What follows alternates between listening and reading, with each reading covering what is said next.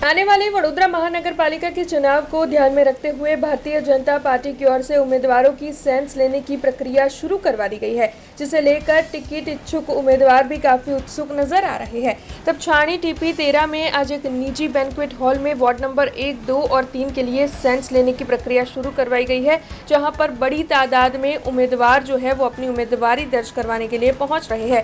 मतलब जो लोग भी उम्मीदवारी चाहते हैं उनके पास से अभिप्राय भी लिए जा रहे हैं और पार्टी जो है इसके बाद सही उम्मीदवार का चयन करने वाली है। तब महत्वपूर्ण बात यह है कि इस पूरी प्रक्रिया की जिम्मेदारी सूरत के विधायक पुनेश मोदी, हर्षद कटारिया और सोनल सोलंकी को सौंपी गई है, जो कि निरीक्षक के तौर पर वहां पर मौजूद है। आने वाले चुनाव को लेकर भारतीय जनता पार्टी की ओर से संगठन स्तर पर तैयारियां शुरू कर दी गई है, जिससे कि अब राजनीतिक माहौल में हलचल तेज हो गई है।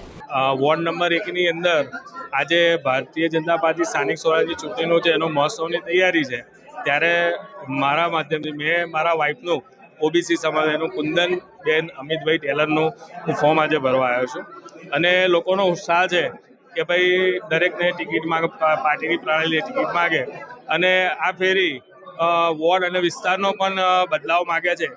ત્યારે ભારતીય જનતા પાર્ટીના દરેક કાર્યકર્તાઓ આજે ખૂબ જ ઉત્સાહથી ફોર્મ ભરવા આવ્યા છે, તમે પ્રત્યક્ષ જોઈ શકો છો।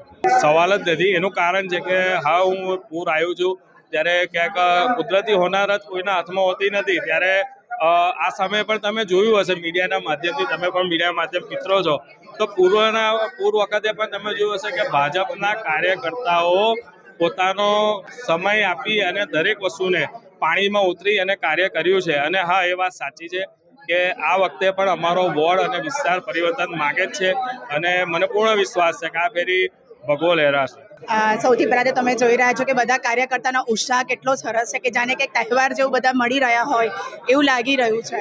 અને બીજું બધું તો ઉપર મીન્સ મહુડી મંડળે જ બધું નક્કી કરતી હોય છે। આ તો એક પ્રક્રિયા છે, અને પ્રક્રિયામાં અમે એક સારી રીતે બધાએ ભાગ લીધો છે અને વોર્ડ 1માં કમળ ખીલાવવાનો ટ્રાય કરી રહ્યા છે। ડેફિનેટલી તોડી જ શકશું, કેમ કે મોદીજીનું સ્લોગન છે સબકા સાથ સબકા વિકાસ, અને આ વખતે ડેફિનેટલી ટ્રાય કરી બધા સાથે મળી અને તોડવાનો પ્રયત્ન કરીશું।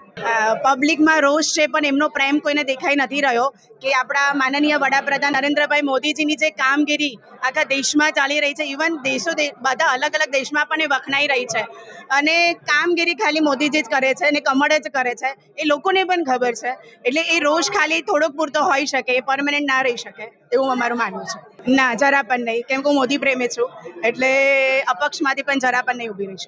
हमसे जुड़े रहने के लिए हमारे YouTube चैनल को सब्सक्राइब करें और नई वीडियो की नोटिफिकेशन के लिए बेल आइकॉन को दबाएं।